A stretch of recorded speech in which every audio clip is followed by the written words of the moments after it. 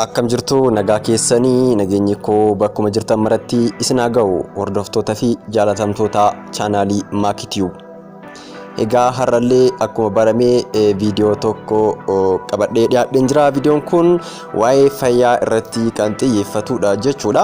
Balaaqama yookiin olguurraa yeroo ulfaa ka jedhu isinitti hima jechuudha. Barnoota keenyarraatiin chaanaalii Maakitiyuubtiif haaraa taatan jechuudha. Sabiskiraayibiin godhiin sabiskiraayib gochuudhaan maatii ta'a isiniin jedham.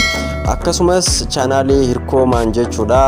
Namoonni sabiskiraayibiin goone yoo jiraattan liinkii description jalaan isiniif kenna. Deemtaniitoo subscribe gochuudhaan viidiyoo hedduutu jira. Wantoota barbaadan achi keessaa filattaniitoo daawwachuu ni dandeessuun isiniin jedham. Barnoota koo har'aatan darbaa turtii keessaan na waliin taasisa. Balaaqama olguurraa yeroo ulfaa maal gochuu qabna? Nyaata al takkatti baay'isanii nyaachuurraa xixiqqeessanii itti deddeebi'anii nyaachuu, bakkeewwanii fi soorata foolii cimaa qaban irraa fagaachuu, nyaata addatti waan namatti kaasu beeknaan ofirraa dhiisuu, jinjibillee nyaata keessatti yoo dabalan carraa ol deebisuu ni hir'isa.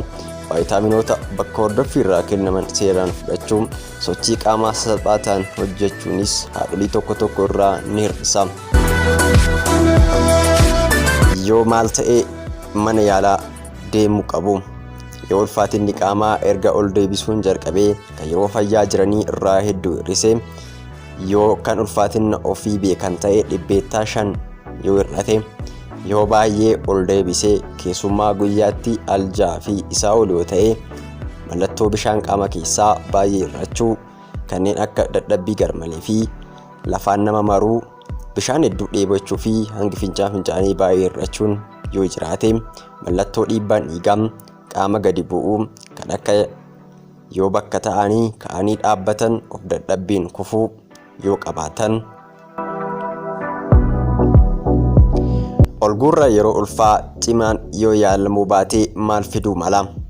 Humnaan yoo haqqisan qoonqoon miidhamuu yookiin taasisuu, haadha huqqisuu fi hanqina nyaataa fiduu, kalee fi tiruu fi sammuun haadhaaf irraa miidhaa geessisuu, qaama urgufuu akka gaggabdoo fi hanga of wallaalutti nama geessisa. Bishaan fi elektiroolitii qaama keessa jiru hir'isuun hanga lubbuutti deemuu mala. Fayyaan faaya. Kabajamtoota fi hordoftoota chaanaalii Maakitiyuub, har'aaf qopheeffadhee kan dhiyaadhe asuma irratti xumuramee jira.